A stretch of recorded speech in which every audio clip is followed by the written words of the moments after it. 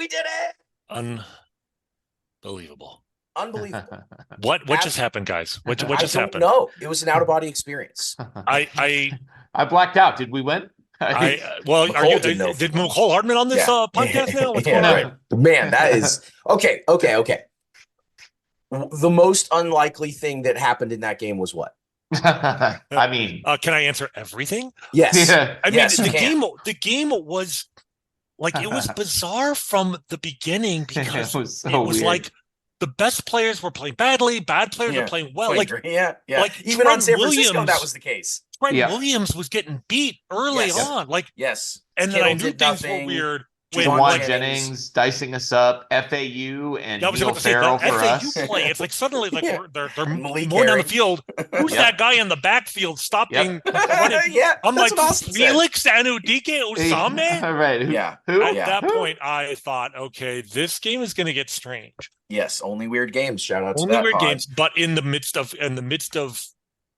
chaos and up is down and dogs and cats living together, and the one constant is always there, man. It's always Patrick Mahomes. It's always 15. And I mean, to me, what's so funny is we've done this so many times now. We have practiced. The Niners were up 10-0 in the second quarter, and we weren't playing like crap. We were just beating ourselves. We just kept making stupid decisions, and down 10-0. The first time this happened 4 years ago in the Super Bowl against them, I was feeling pretty down. Mind you, that was late in the third quarter, but it was we're down 10-0. I'm like, we've been down. We've trailed by 10 points in every single Super Bowl. Yep, 3-1, and we won 2 out of the 3. 2 out of 3. Three out of the 4. Now 3 out of 4. But like in the middle of the game, I'm like, that's what I'm acting like I've been there before. I'm like, oh, okay, we're down 10. All right, this is not good, but okay, we're down 10. I remember tweeting in that game after he threw the second interception in the fourth quarter that's it. We lost the Super Bowl. This is what it feels like to lose the Super Bowl. I tiptoed up to the line and said, like the game's not over, but it feels over. Yep. That's what I think I said. Yep. Didn't do that this time, guys. I've been there before. Even when he threw the pick, it really came like, wow, this feels a lot like when he threw the pick, the second pick, actually. He had thrown 2 picks in that game, and that came with like 11 minutes left in the fourth quarter. Sure. They celebrated in the end zone. The Niners thought they won the game. Right. In 54. I will. So a little story. My brother-in-law, my wife's sister's husband, they just got married like 2 years ago. Great guy, but he is a 49ers fan. Oh no, poor guy. Win them all. Well, yeah. So we went into this, can't win any of them. And the wives, of course, kind of threw out a text. How's the game? How are you guys feeling? Somewhere after that interception. Yeah. And he just sent a GIF of the Niners celebrating. Oh. And what did I do?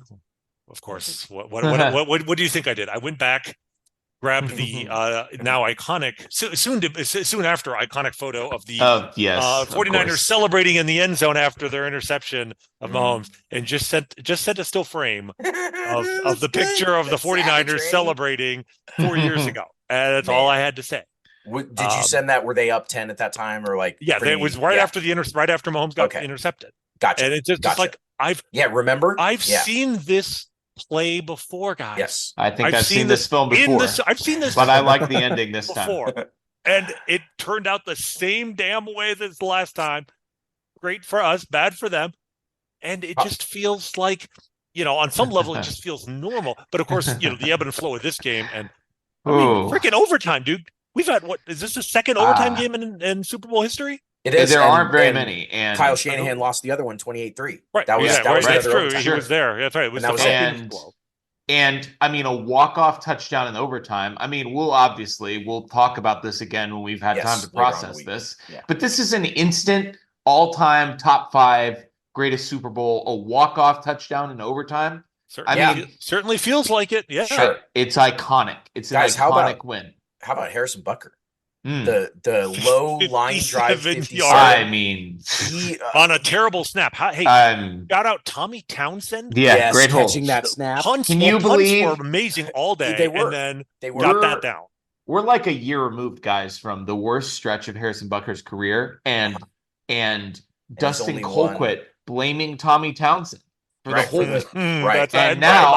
And now here we are winning a Super Bowl in part because Tommy Townsend and Harrison Butker connect for a record-breaking 57-yard field goal on a snap in the dirt. I mean, Jake Moody held that record for 25 minutes, and that's all I had completely forgotten that Vegas is at high elevation because the team's it's so new new of course. that they're there. I know it always the Denver effect.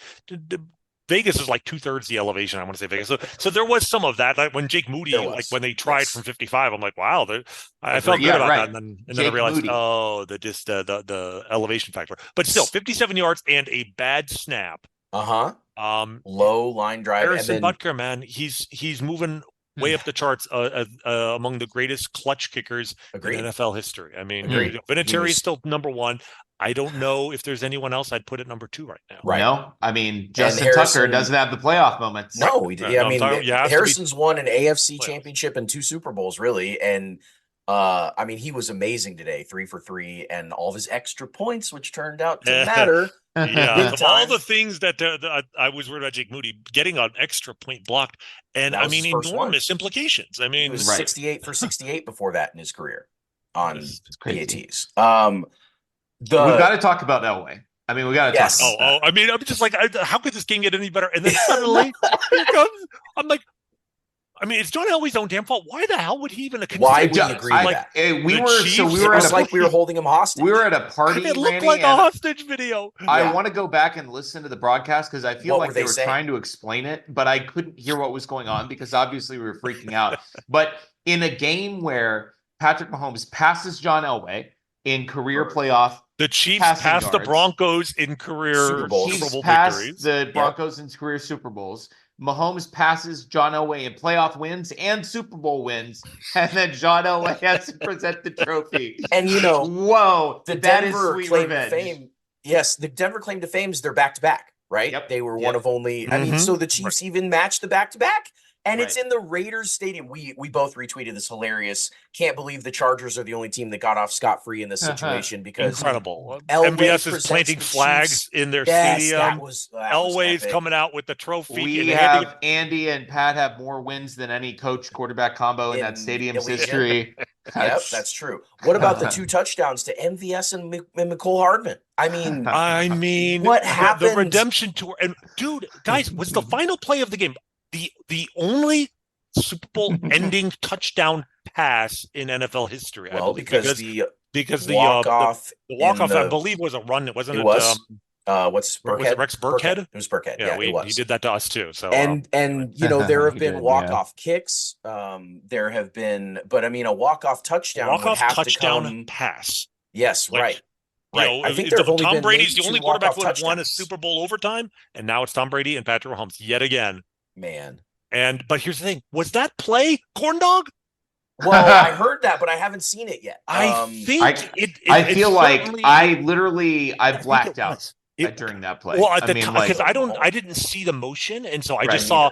It just seemed like just such a simple pass with Mahomes rolling to his right. It was wide open, and he kind of opened. But yes, McCole was in motion, and if you watch the dots, McCole motioned left, and the last moment turned and headed to the essentially a corner route. Yeah, and Kelsey drew one of the defenders sort of inside, but it was basically corn dog. Yes, it was like they brought out corn dog on 1st and goal. And how did the Niners not have corn dog scouted out? I mean, that's maybe just at that moment. I don't know. It's just the chaos. Unbelievable. Were you aware of the clock? Did you know that they weren't running out of time? Yeah, I'm pretty sure overtime. It's like first quarter, second quarter, right? Like they just So changed sides. It's if it's tied at the end of the first quarter, they go to the second, or if the second team hasn't completed their one possession. So if the Chiefs had, if they had continued on and let's say that clock hit 0 and they still had 1 play left, and then they didn't get it, and they tried for 4th down and didn't get it, the game would have been over. So it extended to the end of the Chiefs' first drive or the end of the quarter, whichever came second. Right. Well, so that's what I'm saying. It was still our first drive, so the game would not have. We would have still had the ball where it was, right? Correct, but I'm just meaning that we were on our last drive. But I thought we did not understand that because we were at a party. And so what did you think? You thought that like literally the time ran out? We were screaming that we didn't. We had a timeout. 2 timeouts. Didn't know why the clock. And Kelsey got down to the 5. It was crazy. 15 and ticking. And I was like, "What is happening?" This is the problem. Okay, I think I was the one person in our watch party who knew this. I believe it came up. Oh, who was it? Donovan McNabb. I want to say it was Donovan McNabb. Oh, I do. Which is interesting because it might have been the Andy Reid connection. Yeah, did not know the overtime rules. You know, they've obviously changed a lot of the scoring. Rules sent, but I don't think they've changed the mechanism of the clock and the quarters in the playoffs. I think you just pick it up in the second overtime where it was. So I knew that part of it, but I believe I was the only person at the watch party because my brother was freaking out, and I'm like, I was fine. And I'm just like, there's no way they're just gonna let this run. Like, they had timeouts. Right. But you remember McNabb didn't know you could tie a regular season game. Yes, I do. He thought overtime would back in. He tied like an 0-3, like a primetime game, and then was after the game said I had no idea you could tie. So let's talk about. The dynasty's obviously cemented, stamped. I mean, it's tied with the Patriots' 5-year run for the greatest 5-year run in NFL history. When you think about the 3 championships, 1 Super Bowl loss, and 1 AFC championship game loss. It's been equaled, and no one else has come. I don't know if anybody else has even been to 4 Dallas. Super Bowls in 5 Dallas years. did 3 out of 4, and their middle one was a conference title loss, but their 5th one on either end. Right, they did not make the Super Bowl 4 times. Right, correct. The only team to make it 4 times in 5 years would be the Bills, who lost all 4. The Steelers won 4 out of 6. So if you want to extend it to a 6-year span, that's still there. Sure. But in 5-year spans, this is matched but never beaten, and only matched. Who outside of the 49ers is the most upset right now, other than just everyone? I mean, the Raiders. the Bengals, the Bills, the Ravens. There's the Broncos have to be pretty. Broncos upset. are got to be. Listen, watching Elway, but also let's not forget that they snapped the streak this year, and they thought finally they killed us. They thought they killed us. We beat the Chiefs. They literally ran articles that said there was an article on one of those dumb Broncos sites that said Vance Joseph broke the Chiefs. And we just won another Super Bowl. This podcast runs on the tears of other fan bases. It does. 100%. Also, let's not forget this. Mike Shanahan's son. Yes. Yeah. They have to feel knew this time, knew that we didn't have 4 years ago. Ed McCaffrey's son. Yeah, that's right. That's right. I am.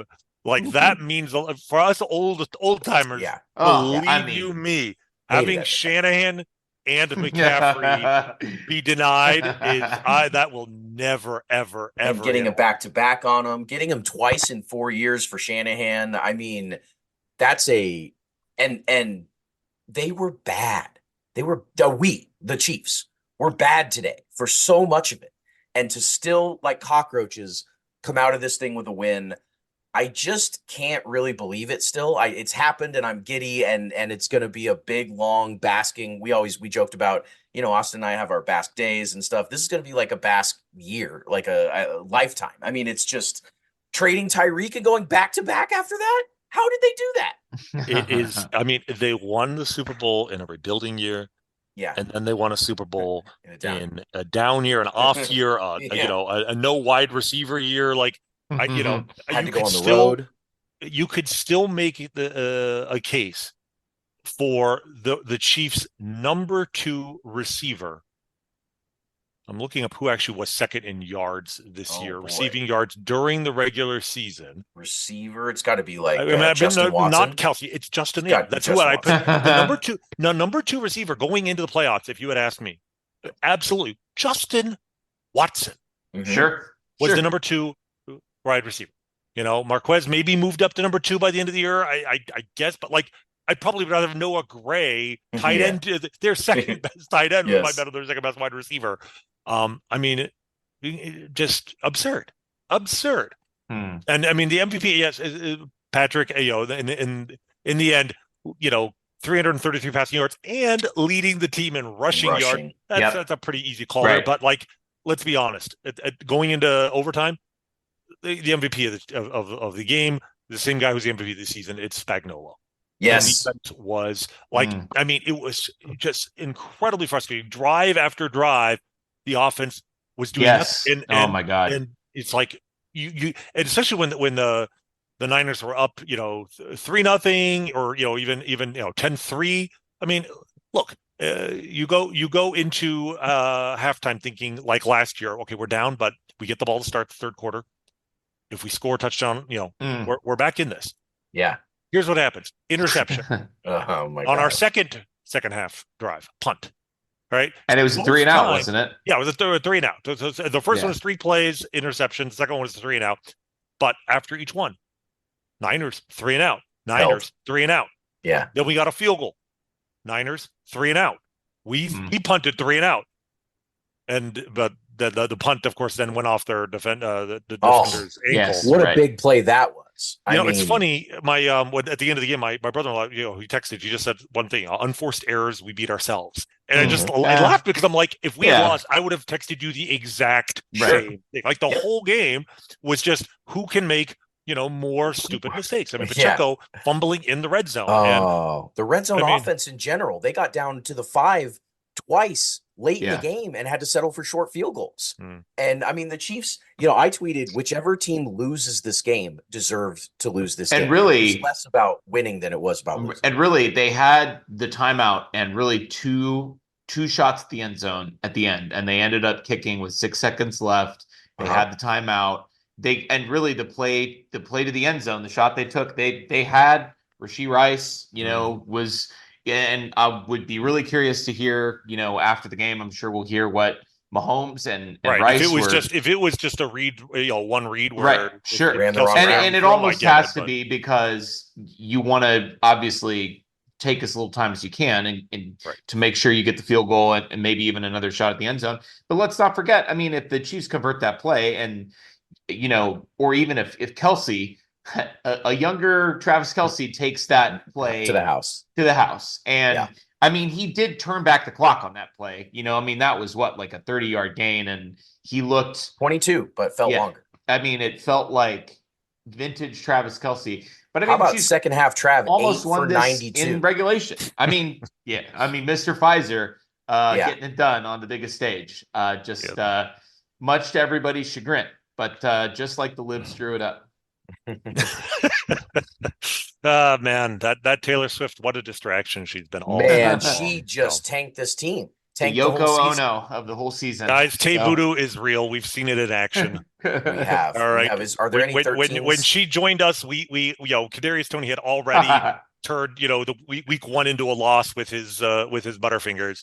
And she came aboard, and with one wide receiver, we won the Super Bowl again. So, by the way, George Kittle 2 catches for 4 yards. So best tight end in the league, I heard. Yeah, let's not have that discussion just yet. I think we there's still not a comparison there. But I mean, it was funny because before the game, I'm just thinking, we've seen the MVS redemption show.